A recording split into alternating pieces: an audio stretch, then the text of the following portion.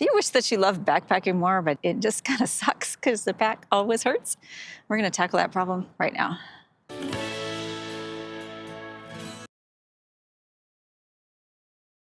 Today we're going to talk about why that backpack hurts and what you can do about it, because backpacking should be an enjoyable experience. It's a wonderful hobby. It's good for you. It takes you to amazing places. But backpacking also involves carrying a pack. And very, very often that pack can cause pain, cause blisters, cause chafing, and even injury. Let's make sure that your pack is the right pack for you so you can have a better time on your next trip.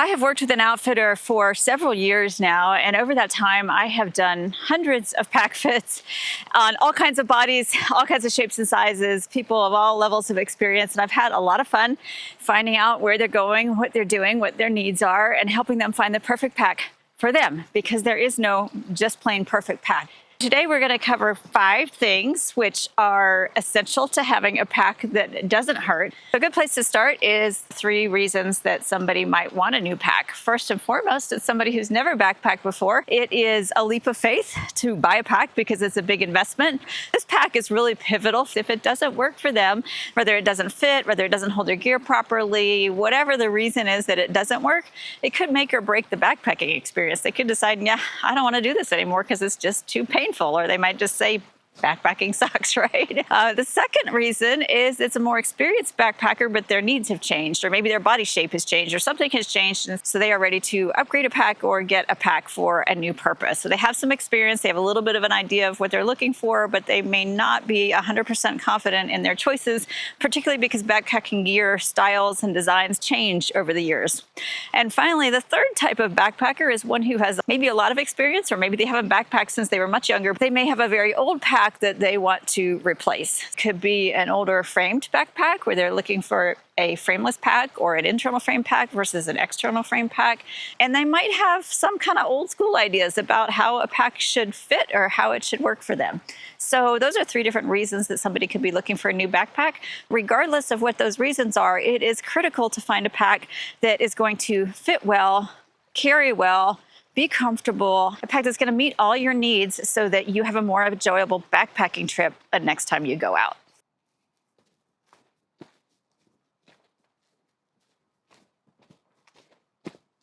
One of the first things I see when somebody is concerned about their backpack not being comfortable is that it's not the right size. And there's a lot of misconception, especially among people who are buying their first pack, in terms of what size actually means. There are 2 size numbers that you need to know. There is the capacity of the backpack, which is measured in liters. So it could be anywhere from a 20-some liter pack that you might use for a day pack, or if you're an ultralight through hiker, you might be able to get your gear down to that size. Most backpacking backpacks are somewhere in the range of 45 to 65 liters. Some are a little bit smaller, some are a bit bigger, but that's the capacity. So it's how much the pack holds, and it's not just the main compartment. It's usually also inclusive of the brain. If there's a top pocket that you can remove, that's called the brain. The side pockets like this are considered in the capacity, and even hip belt pockets like these are often considered in the capacity. So if you're looking at 2 backpacks that are both 60 liters, you might find that the main compartment is much different in terms of size for both of those packs. That affects the type of gear that you can carry, how much gear you can carry, how comfortably you can carry it, and how well organized you can be. But it's not going to affect your comfort as much as finding a pack that fits you properly.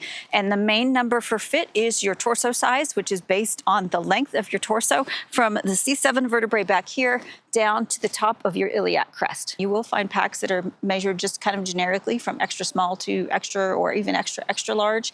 You may find some that have plus size hip belts if you've got more girth. And those things are great, but what you really need to know is the measurement of the actual inches from the top of your C7 vertebrae back here to the iliac crest. And a lot of people say, oh, well, to your hips, right? But your hips is kind of subjective. Your iliac crest is very specific. So if your belly button's right here, typically the iliac crest is going to be about 1 inch or so below. But what I tell people is if you put your hands on your hips and you push down and feel the very top of that bone, you want to measure from that. So basically you'll feel the top of that bone, draw a line across your back, and from there to the C7 is going to be your torso size. I am a small torso. I'm about 16.5 inches, but even from manufacturer to manufacturer, you're going to find some differences. So at 16.5 inches, I could be a medium for some companies. I might be extra small for others. It's important to know what that actual measurement is so that you can get the right fit in a pack. Although sizes are fairly consistent between the major backpack manufacturers like Deuter and Gregory and Osprey that you're going to find at stores like REI, some of the specialty manufacturers have different ways of calculating that measurement or different ways of sizing based on that measurement. If you're ordering a pack online, for example, from a specialty retailer or a small garage manufacturer of packs, that you read the fine print about how they measure to make sure that you're getting the right fit. I have had customers come in who are, say, 6 feet tall, and they insist that because they're tall, they need to have a long backpack. And the first thing I do is say, let's measure you and let's find out. And some of them are really surprised to find out that they have a short torso because they're all leg. I've also had some very petite people come in, men and women, who think, well, I'm petite, so I must be an extra small, and they're wrong. They have a long torso or they have a medium torso. So it's really important that that's the first thing that you check before you start trying packs on. Even though my partner and I are about the same height, we have very different torso sizes. Mine is small, he's on the longer end of medium, and so we can't wear the same pack without making some adjustments to it. And this is his pack, so I'm going to show you in a minute how to actually adjust a pack so that it fits properly. Once you know your torso size, you can pick 2 or 3 different backpacks to try on and adjust to your body, and different packs will fit in different ways. We'll talk more about that later.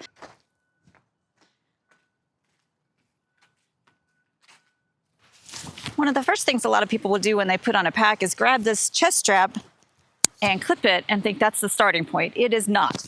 The place you want to start is with the hip belt, and it's an instinctive thing, I think, to buckle it kind of a little bit lower on your hips, and unfortunately that is not going to work. You need to have that hip belt up on the top of that iliac crest. So if your hip bone or the iliac crest is right here, you want your hip belt to be kind of half above and half below so that it sort of wraps that hip bone and makes it comfortable for you and transfers weight to your hip bones instead of having all that weight on your shoulders. In fact, another mistake I see people make as they put this hip belt on is that they tighten up like super tight. And it doesn't really matter as long as it's snug and it fits properly. That weight is going to transfer to your hips and then down to your feet, to the ground where you want it to go. All right, so I've got my hip belt tightened comfortably, not too tight. And the next thing I want to do is adjust the shoulder straps. These straps right here, and you do that with these straps. And I tell people to do like a tricep curl. Pull it down and back, because if you're pulling straight down like this, you're fighting against the clip and it's going to be a lot harder to adjust it. So again, not too tight, just nice and snug, so that that shoulder strap is actually cupping your shoulder. It's coming around here comfortably without any space underneath. Might feel a little awkward, especially if the straps are real wide and you're not used to having things on your shoulders. If it's a pack made for men and you're a woman with an ample chest, then you might want straps that have more of an S-curve or a different shape to them. Once you've got that done, then you want to buckle this chest strap. And this is really just for stability, to keep your pack from kind of flopping around and taking you off balance while you're hiking. And most packs now actually have a cable here where you can slide this up and down. It should be at least an inch or so below your collarbone. It doesn't need to be up here choking you. It doesn't need to be down here cutting your chest in half. Make sure it's at a comfortable place and it's snug, not too tight, and definitely not so tight that it's pulling your straps closer together like that. See how that changes the fit of the strap? A lot of hikers, if they're in a well-fitting pack, might not even use this strap unless they're on some real rocky terrain where they're moving around and the pack might tend to slip and slide a bit. The final thing that you want to adjust is what's called load lifters, which are these straps right here. This pack has very long ones, but a lot of times you can reach back and feel that strap and just gently pull it forward to keep the weight of your pack closer to your core. What we want is for this central part of your body to have the pack nice and close to it. That's where also you're going to pack most of the weight. The heavy dense stuff is going to go around that area so that you're balanced as you're hiking. Most of the weight is going to be on the hip belt and pushing down. So about 70% of the weight should be here, 30% or so here, not really any here. And the load lifters are really just designed to bring the pack closer to your body so that it's not pulling you backwards, particularly if you've got, 40 pounds of gear. You don't want to be like this as you're hiking. You want it to move with you. And I find that my pack, when I have it adjusted correctly, I practically forget that I'm wearing it, even if I've got 30 pounds in it, because it just moves with me as I move. If you find that these load lifters are pulling so tight that your pack is gapping up here, that's a problem. You want to release the load lifters. If you feel like you've tightened these straps so much that the hip belt is coming up higher like this, you want to release these a little bit so that it sits down lower. If you have a pack where these side padding pieces are coming really, really close together, you might want to try a different size hip belt or adjust the hip belt. A lot of packs now have Velcro where you can actually extend those or push them back. And packs are also adjustable in the torso length. So once you find a pack, you can adjust it up or down with a variety of different systems that the manufacturers are using to make packs adjustable, which I think is really cool. This one here is actually Velcro that can be broken, and so you can lift the shoulders up and get a longer torso size. When I started selling backpacks, it was pretty much whatever size you bought, that's the size you got. You couldn't adjust a lot other than those 4 adjustments that I showed you with the straps. Now you can actually fine tune the torso length. So if you feel like it's not fitting quite right, you could maybe give yourself a ½ inch more or ½ inch less and see how that fits. And you might even want to make some changes based on the weight of the gear that is in your pack. Going through this process, you do it if you want with somebody at a store. You can even take your gear in and be like, this is what I'm taking backpacking. Can you help me fit this? You can do it at home. You can do it in front of a mirror so you can see, are these straps hitting me the way they should? Are they up too high? Is my hip belt too high? So that the pack is fitting you just the way it should.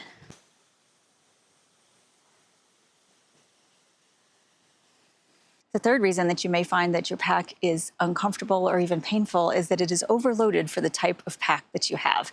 Packs are made to carry different types of base weights. So if you're looking at, say, a Hyperlight mountain gear pack, for instance, it's a very minimalist pack and it's not designed to carry that 40-pound or even 35-pound load. You only want to put 20, 25 pounds in one of those packs, even if it's a 50-liter capacity. So if you're going to buy a pack like that, you need to have lighter, less dense gear so that you can be comfortable wearing it.